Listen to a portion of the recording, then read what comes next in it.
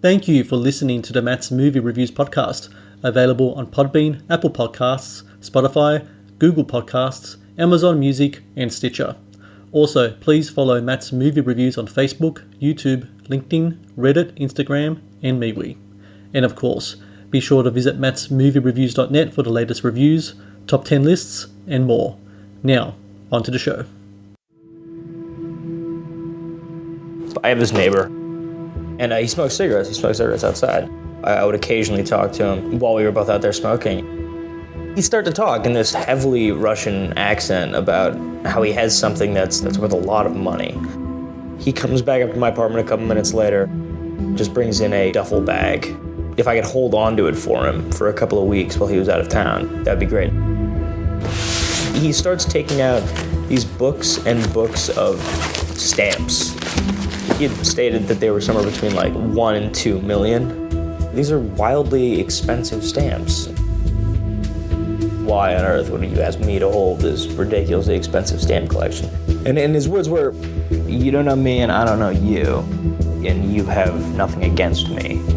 I'm assuming, which is what he said. And I said, no, of course not. And he said, right, good. And how long has it been now? It's been months. What on earth happened, right? I know his previous address. And you don't have his last name? No. And you said he was Russian, right? Penny blacks could be worth up to 30,000 pounds. Who knows what else is in here then? There's also this article, one of these penny blacks being stolen from a collector. When you went to the police station, you didn't tell him you had these, did you? Or did you? It's a frightening prospect to get close to the guy who stamps these up. They're not going to have any issues going after you and getting rid of you. In this strange, endemic world of stamp collecting, I don't know what I'm doing. Is that a tattoo? It is. It's actually my father's initials. He was a con man.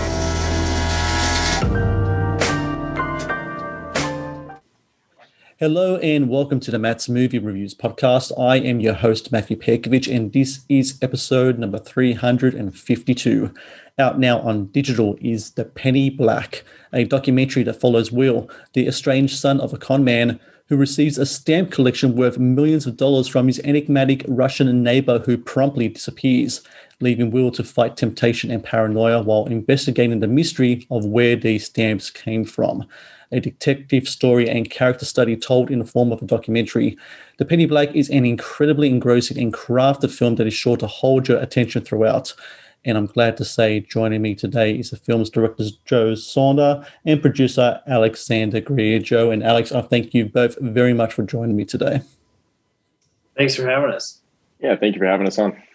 So, Joe, as mentioned at the start of this movie, you guys came across this story. You're both out at a brunch with a bunch of friends. Will was there as well. You haven't met him before. This is the first time you guys meet him. And he shares this story, as I can explain in the intro, the whole thing about he had a neighbor, Russian guy, kind of intimidating, they're having smokes, they're having drinks. He gives him these bags, I think it was like a duffel bag full of stamps that ends up being worth millions of dollars, and then the guy just disappears. But when you meet him at that time, this was a very kind of fresh situation, wasn't it? About a week or so into what happened with Will, but before this came to your attention? Exactly. Yeah, it had happened a week before, and Rome and his neighbor had said he was coming back in 2 weeks. So we had a week until he was supposed to come back. And the story was so kind of sensational that I thought, hey, let's let me come over and I'll interview you and, take a look at these stamps. And then, he comes back, maybe I interview him. And it's just this little short doc about odd things that happened in LA. And of course, he never came back, which, the story ran then for 6 years. Alex, as a producer, a filmmaker, is this... do you usually have both you and Joe, do you guys usually have your ears to the grindstone seeking out kind of stories like this? Does that something that usually happen, that something might just pop up in conversation or just come out of nowhere and then you'd be like, hey, there might be something in there, and you just kind of follow those breadcrumbs and see where it goes? I'll give a lot of credit to Joe here because we started this like 7 years ago at this point, and I've grown a lot as a producer over the course of that time, and I think I've started to develop a sense of keeping my ears open for stories. Joe knew what this was when he heard it, and he knew to like stick to it, and I followed Joe down that rabbit hole. But now, like I do keep my ears open all the time. And I'll say it's amazing how many fantastic stories come across everybody's purview on a daily basis that we just like dismiss because, we figure, oh, okay, that's an interesting anecdote and we let it go. But if you dig in like Joe did here and like I did with him and like really unearth the material behind it, you can find amazing stuff, I think, everywhere. Joe, when it came to Will himself, he's so vital in the whole process of this documentary. You need him to be involved in all of that. And this thing that you thought might be a short film that might take a couple of weeks, as you said, went on for how long? 6 years.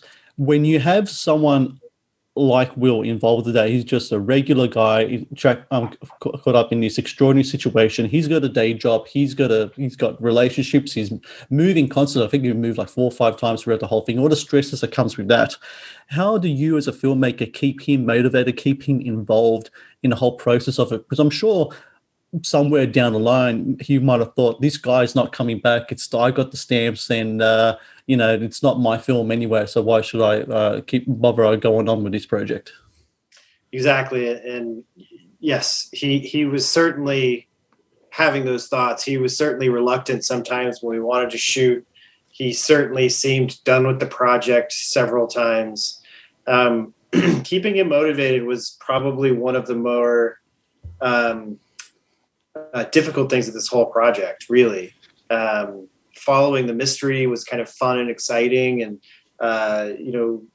turning over rocks was always so much fun, but the really difficult part was keeping Will engaged some of the time. At the very beginning, he was on board and we were doing it together and he was excited, and then like after year 2 he kind of lost that excitement to the point where Alex and I would have to bribe him with dinners to get him to do a shoot. We go, hey, let's meet out for dinner and we'll talk about what we're going to do the next day or what we want to do. And we learned that helped.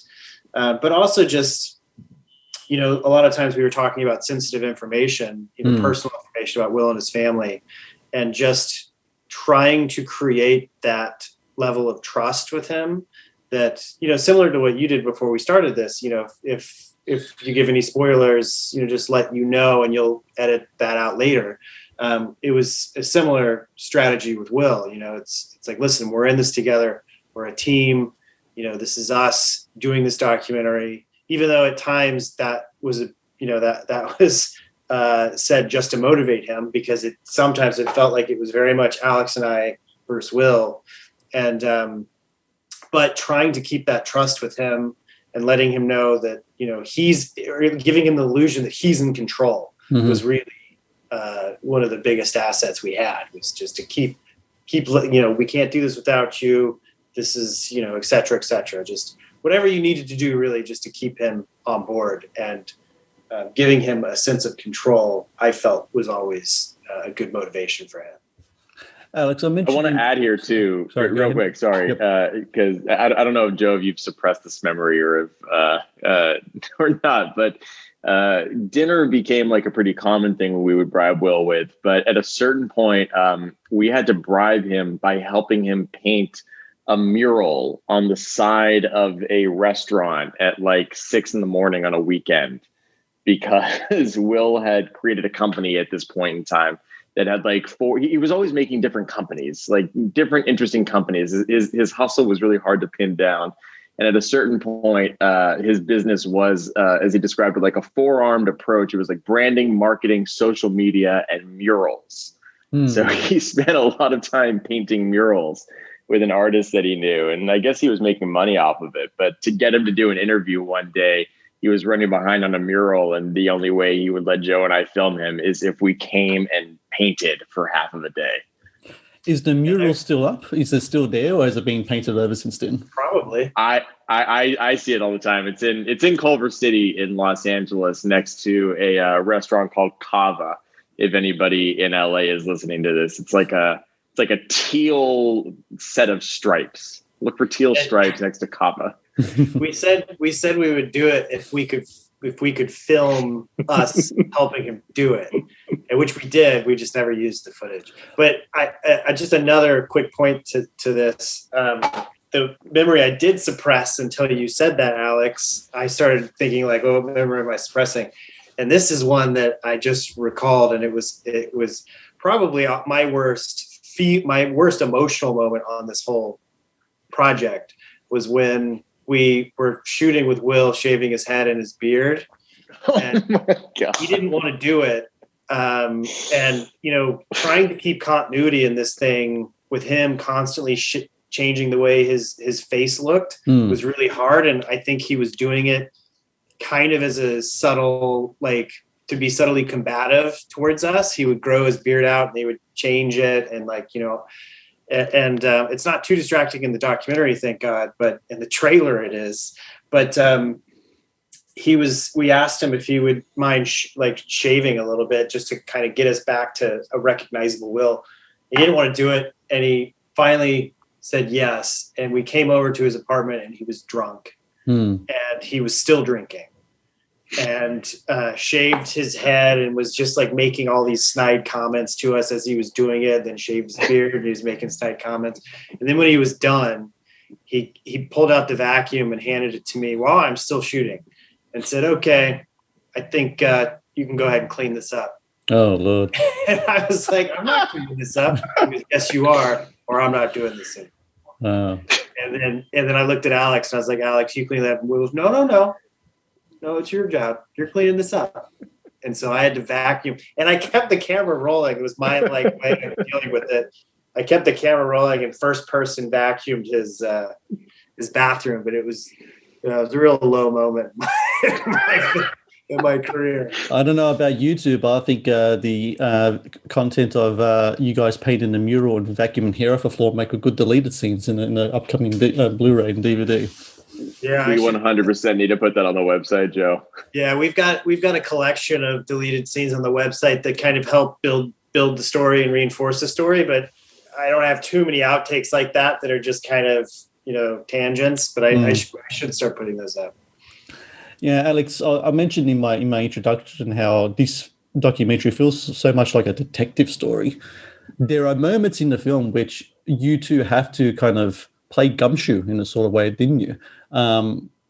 What was it like kind of doing that? Because, the role of a documentarian, of course, I would say you're just there to watch the events unfold, but you kind of had to step in there, and when things weren't looking the way they were looking and suspicions were raised, you had to kind of just get in there and just say, you know what, we got to find out what's going on here. And I found it so very interesting. Yeah, most definitely. This movie was an unwitting masterclass in reckless investigation, I think. We had no idea what we were doing at all. You see that like in the bones and in the subtext of the movie, in that Joe and I go out and hire a private investigator, and we spend like an inordinate amount of time like driving around town, searching databases, doing all these things, when like what ultimately leads us to finding where Roman is going back to the original apartment and accidentally having a conversation with a neighbor. So like, yeah, we definitely had to step into the shoes of a gumshoe. They were just very clunky on us and we had no idea how to walk in them. But we figured stuff out. I think towards the end, I definitely know more about trying to hunt down a person now than I did 7 years ago.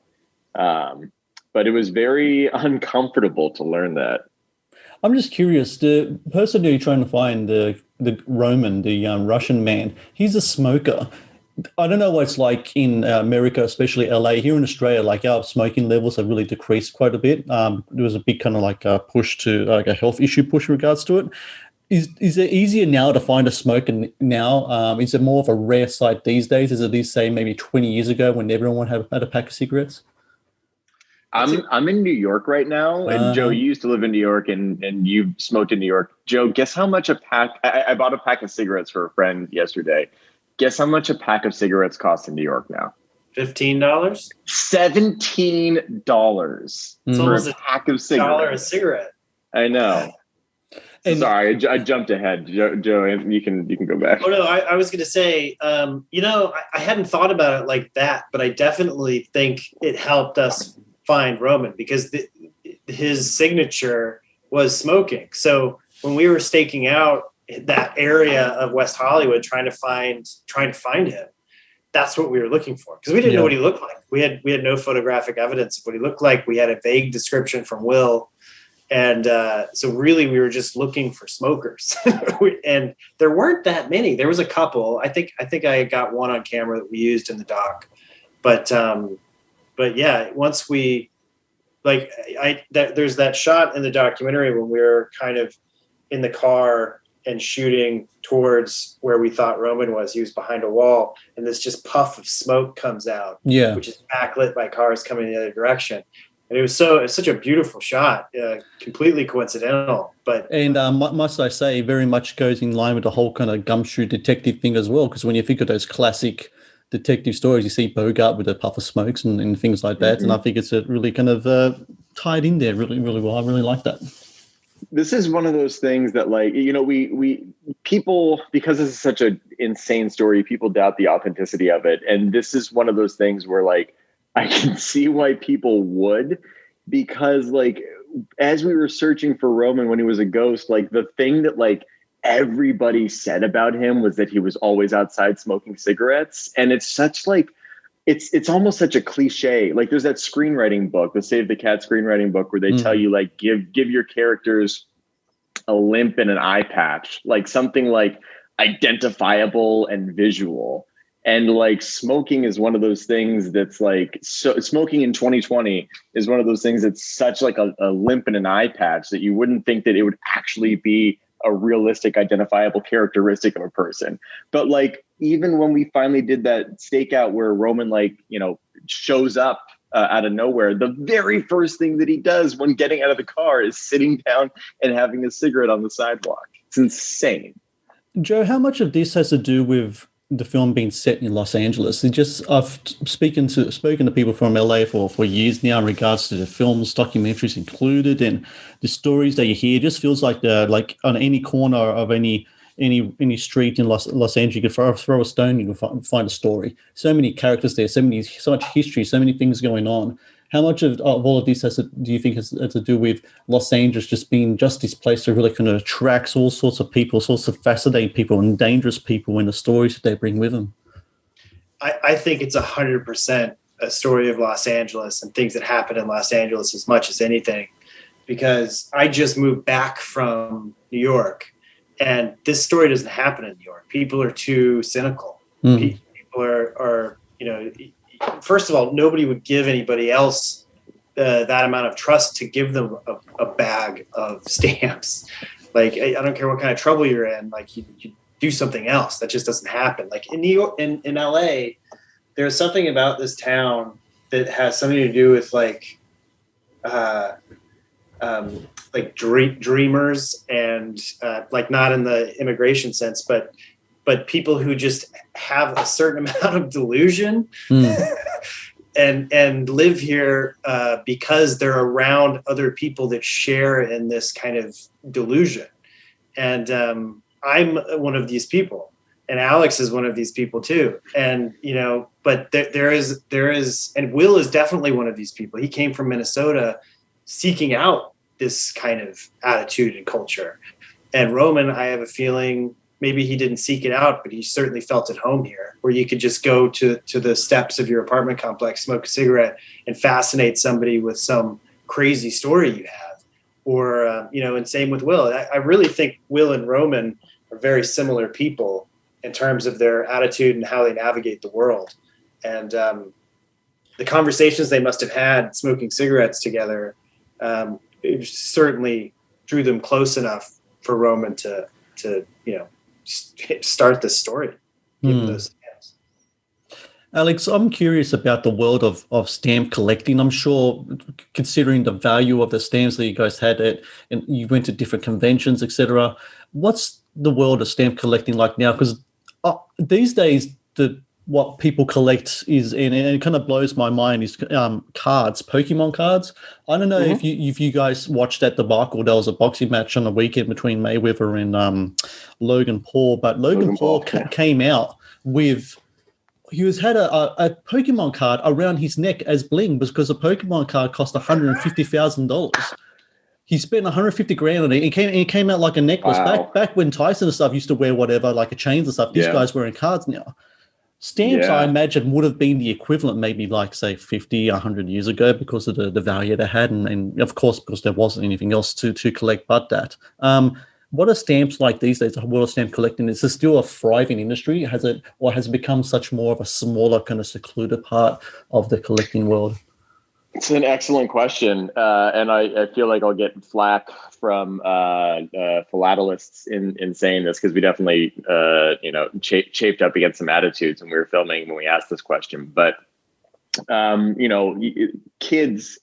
The kids these days, the youth yes. are not collecting stamps. They're collecting Pokemon cards or other things. So stamp collecting, because people aren't getting into it, because the new generation isn't taking it up, it's kind of dying from all we've gathered. Because that industry and that community and that hobby operates on this really interesting agreement of falsehoods.